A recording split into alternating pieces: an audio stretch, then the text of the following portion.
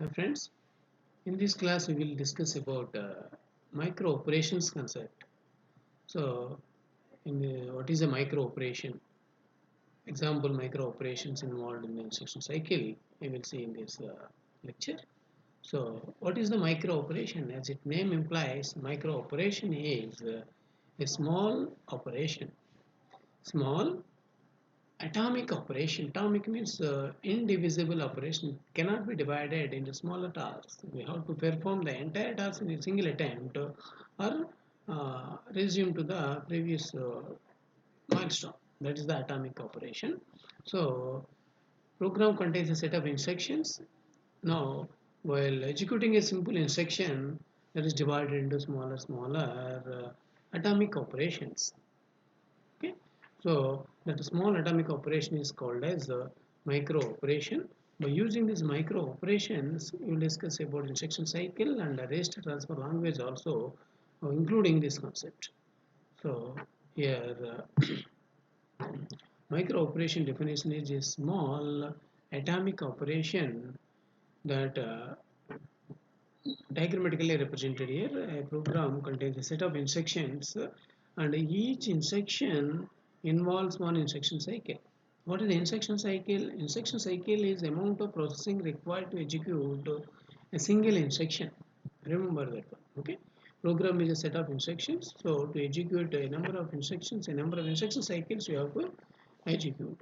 And each instruction cycle has a number of subtasks, subcycles. Fetch operation, execute operation, interrupt subcycle, and indirect subcycle. These optional subcycles are there.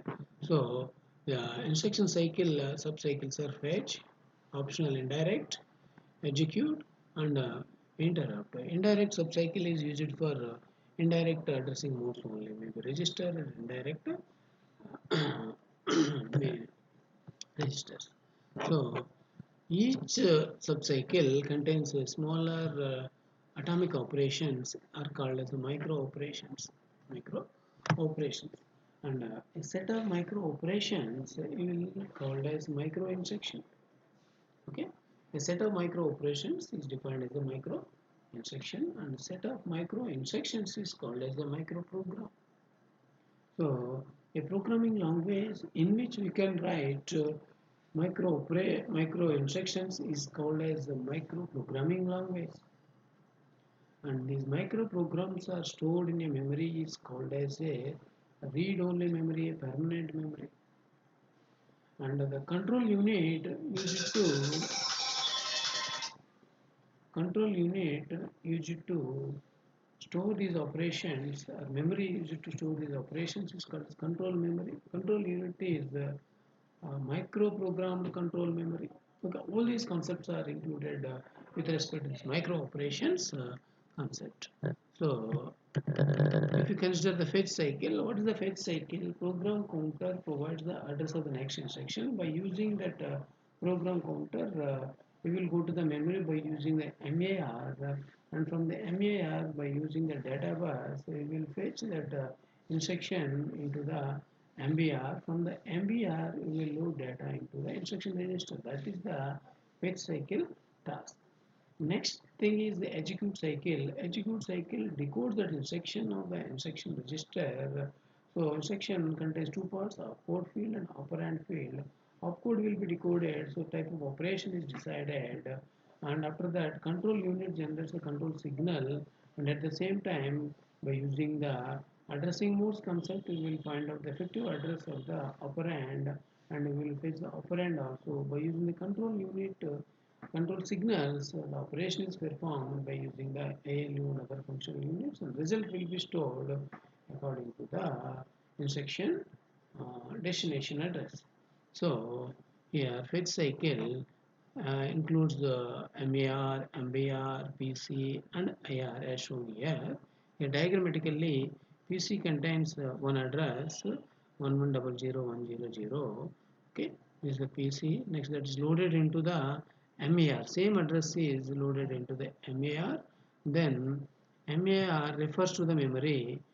Then the contents of memory are loaded into the MBR. The MBR is the instruction uh, contents. So these MBR contents are loaded into the IR if you observe that one. So this is the last step of the fetch cycle.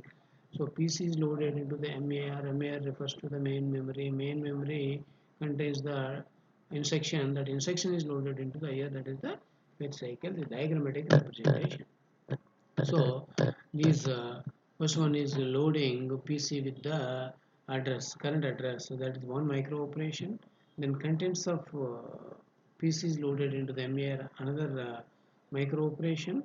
Then contents of main memory loaded into the MBR, another micro operation.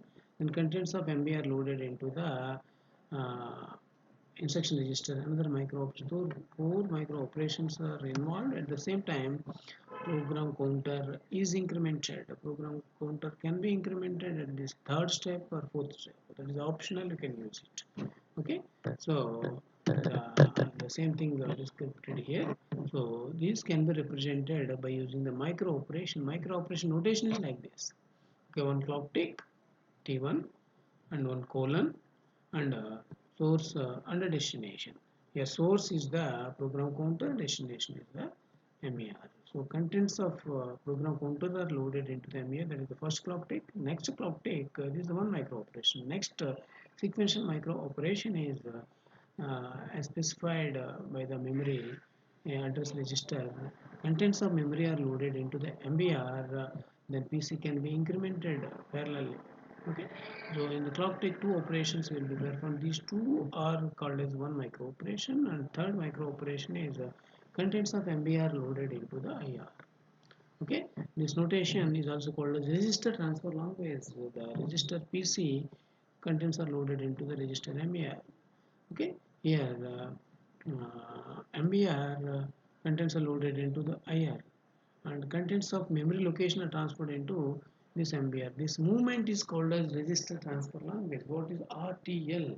Register transfer language. Transfer of contents from one register or one location to another register is called as RTL. So RTL also you can use the same example. Okay, so what are the steps involved in fetch cycle with respect to micro operations? Or we can specify this T1, T2, T3 operations. And next thing is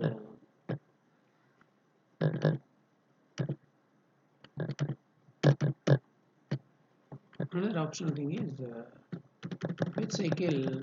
In second step we have incremented we say third step also you can increment. This is the optional thing. Both are correct. Both are correct in any multiple choice questions you can take.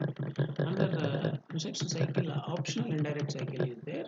When addressing mode is indirect, we can use indirect cycle. In this indirect cycle fetch again we will perform the fetch cycle. So here instruction register address is indirect addressing mode. So again address field provides only address of the memory only. By using that address you will load MAR.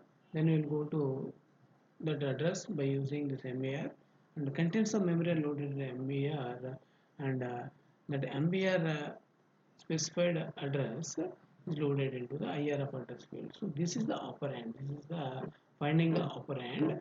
That's the indirect cycle.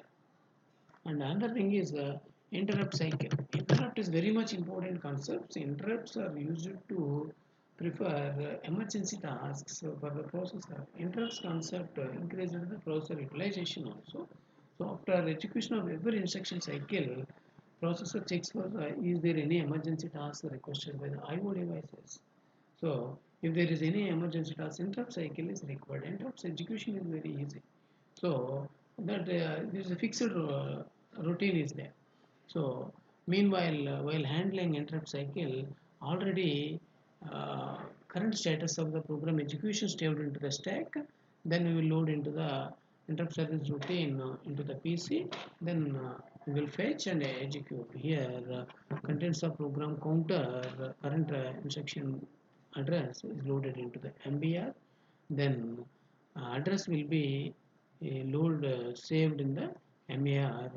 Then this instruction what is called as this is the interrupt address is loaded in the PC. Then MBR loaded into the MBR. That's the first save address. Then we will execute